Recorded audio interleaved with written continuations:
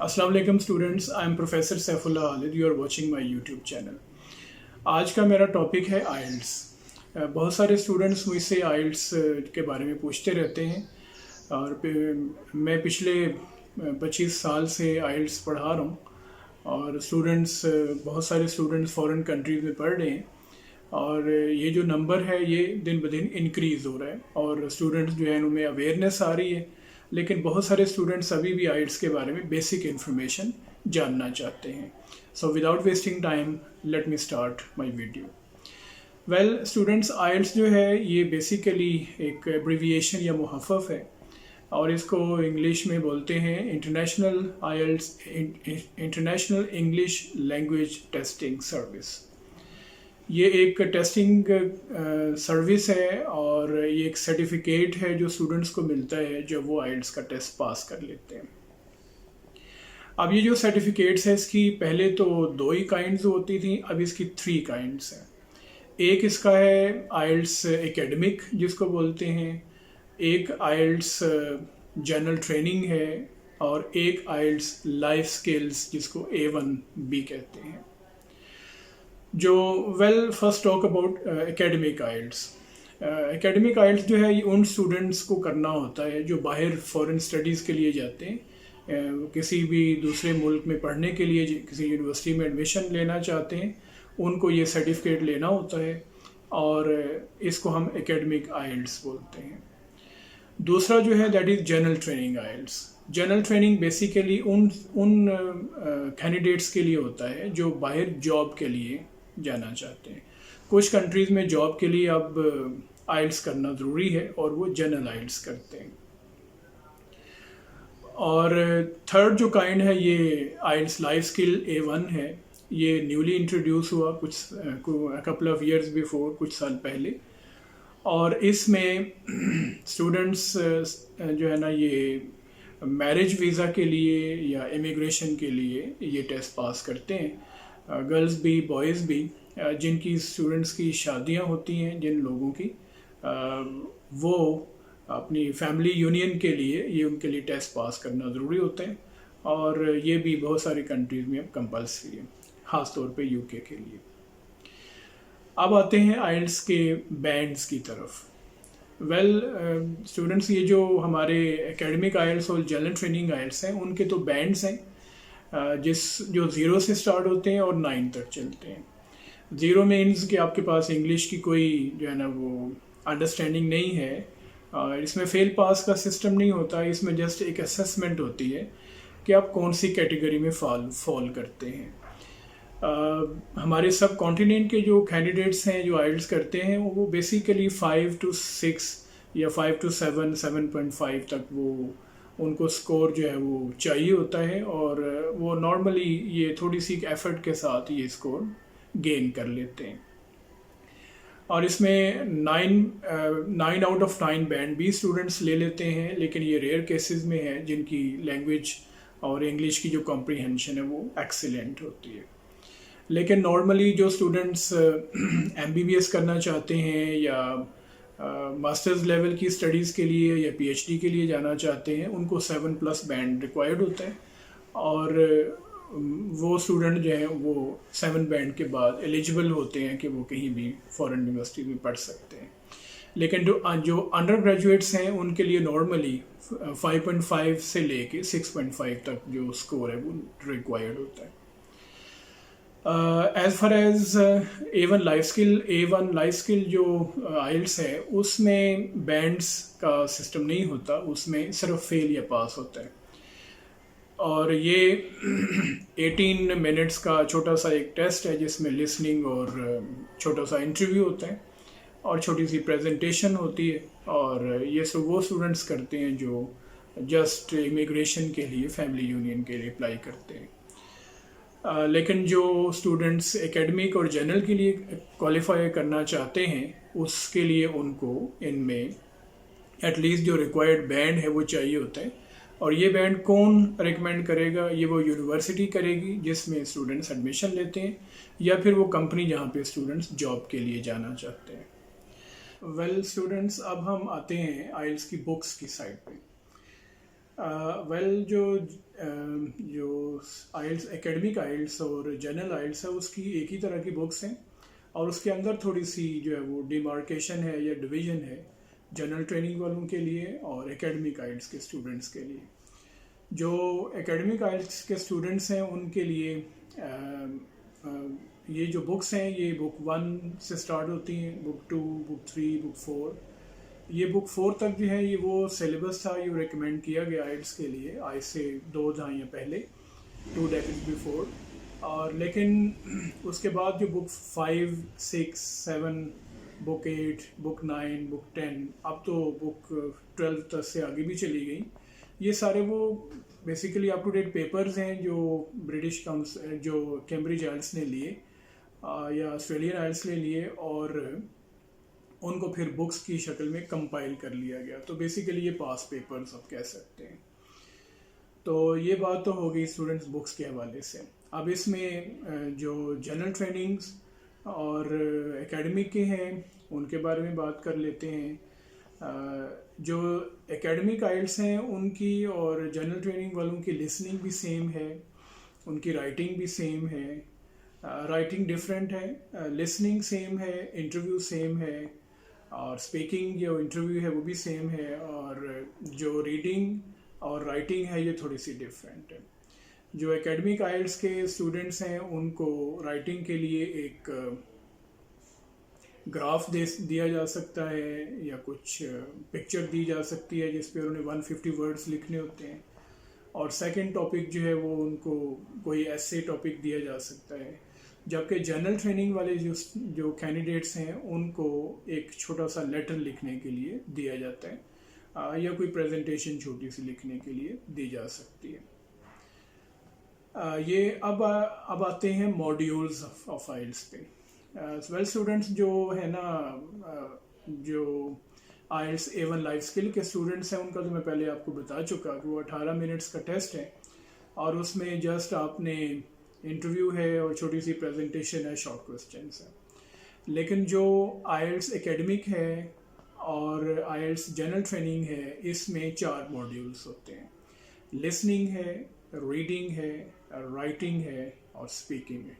इन चारों मॉड्यूल्स में स्टूडेंट्स ने क्वालिफाई करना होता है, और समटाइम्स उनकी डिमांड या उनकी रिक्वायरमेंट यूनिवर्सिटीज़ की होती है या कंपनीज़ की कि आपने इक्वली इनमें अच्छा बैंड जो है ना वो लेना होता है। नॉर्मली जो अच्छी यूनिवर्सिटी के लिए जाते हैं स्टूडेंट स्टडीज़ के लिए उनको 6+ बैंड जो है वो चाहिए होता है हर मॉड्यूल में, लिसनिंग में, स्पीकिंग में, रीडिंग में और राइटिंग में। अब हम आते हैं हु कंडक्ट्स आइल्स। आइल्स कौन कंडक्ट करता है? वेल स्टूडेंट्स आइल्स जो है ये पूरी वर्ल्ड में 2 इदारे जो हैं वो आइल्स कंडक्ट कर रहे हैं।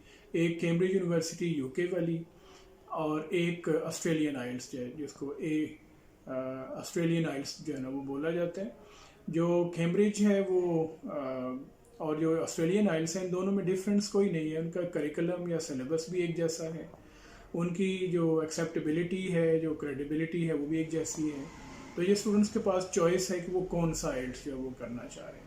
अगर वो ब्रिटिश आइल्स कैम्ब्रिज के थ्रू करना चाह रहे हैं ब्रिटिश काउंसिल के ज़रिए से, वो भी एक्सेप्टेबल है वर्ल्ड वाइड, और अगर आप ऑस्ट्रेलियन आइल्स के ज़रिए से इसको पास करते हैं उसकी भी वही क्रेडिबिलिटी है।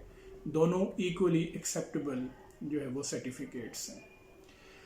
अब आते हैं आइल्स के वेन्यूज़। वेल पाकिस्तान में आइल्स जो है वो हर बड़े शहर में हो रहा है, कराची, इस्लामाबाद, लाहौर, मुल्तान, कोयटा, पेशावर, और इसके अलावा और अब तो छोटे शहरों में जो स्मॉल टाउन्स हैं वहाँ पे भी शुरू हो गया, सच एज मीरपुर है, सियालकोट है, गुजरात है, और इस तरह से और भी बहुत सारे वेन्यूज़ हैं, आप वेबसाइट पे उसको देख सकते हैं।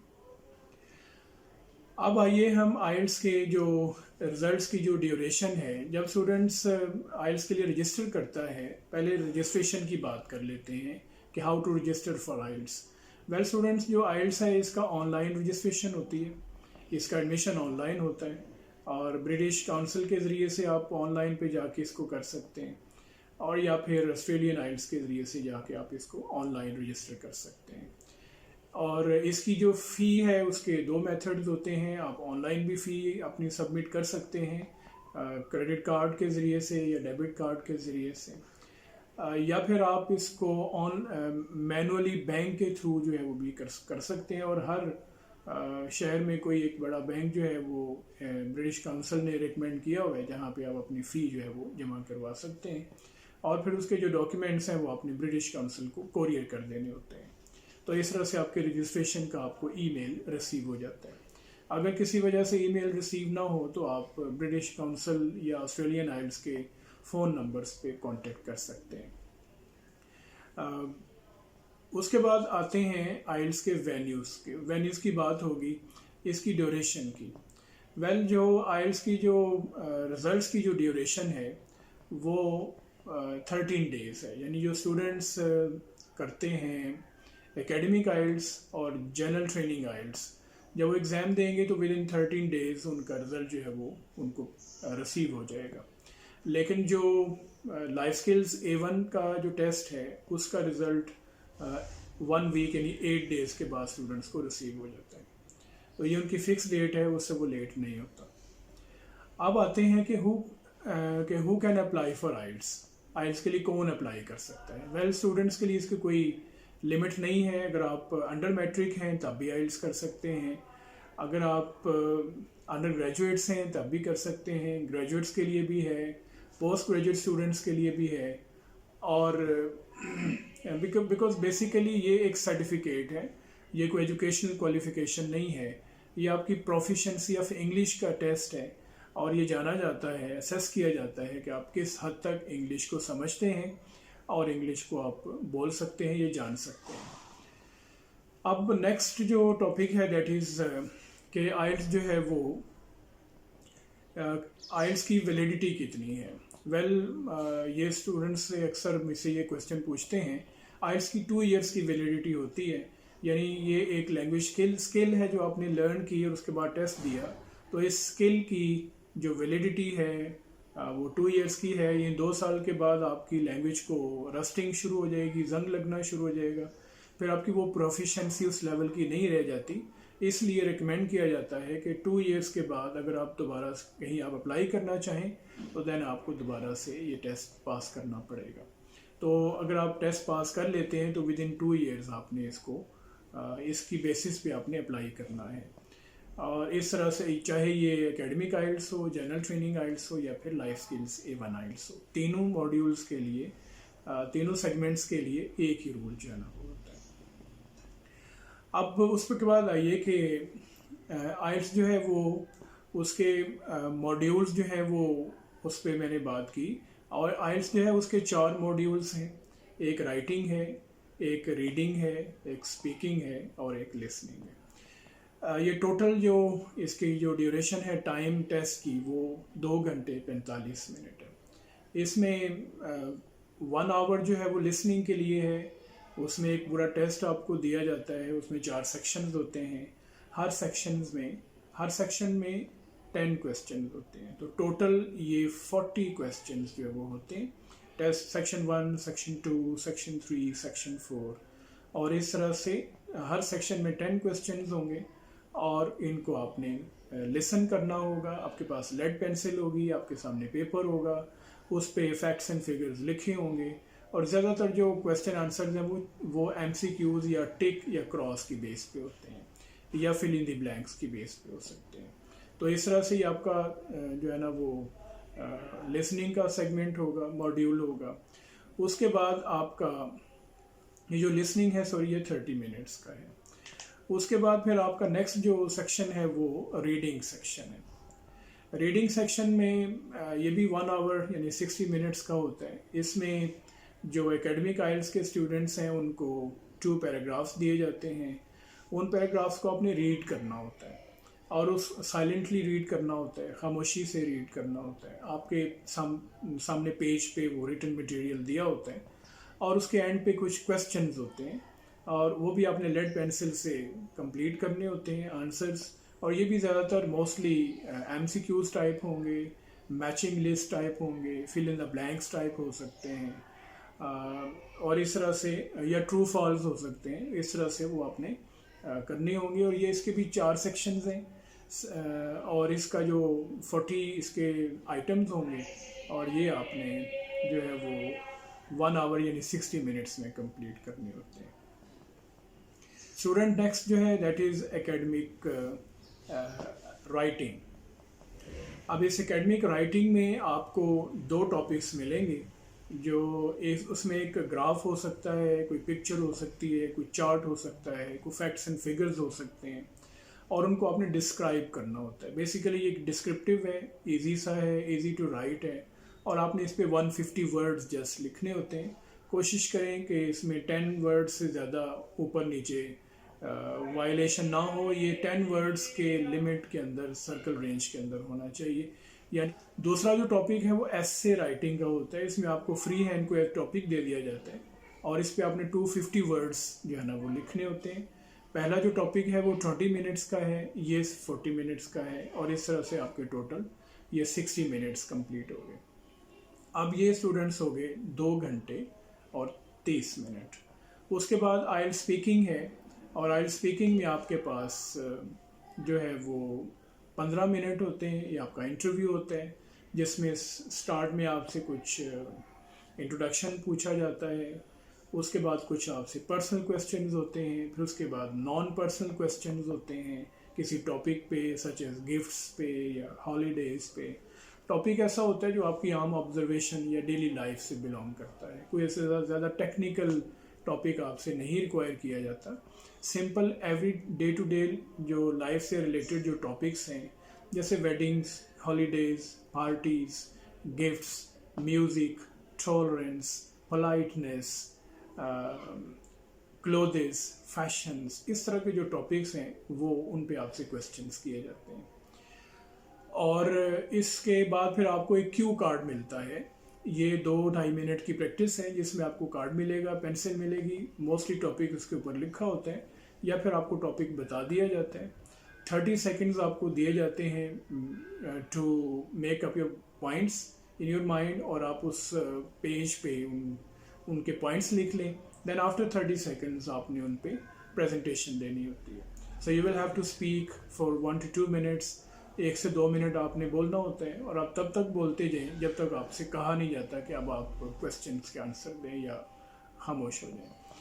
तो इस तरह से ये आपका 15 मिनट्स का, और उसके बाद भी फिर जो इंटरव्यू लेने वाला है आपसे कुछ नॉन पर्सनल क्वेश्चन पूछ सकता है रिलेटेड टू दिस टॉपिक या फिर कुछ एक्स्ट्रा क्वेश्चन जो है ना वो जो इस टॉपिक से रिलेटेड नहीं है वो पूछे जा सकते हैं। तो इस तरह से ये आपका जो मॉड्यूल है स्पीकिंग का ये भी with this I bring this video to an end. I hope you might have got some information about IELTS students. So see you in the next video. Subscribe my channel if you like it and share and like and share with your friends. Thank you very much. Allah Hafiz.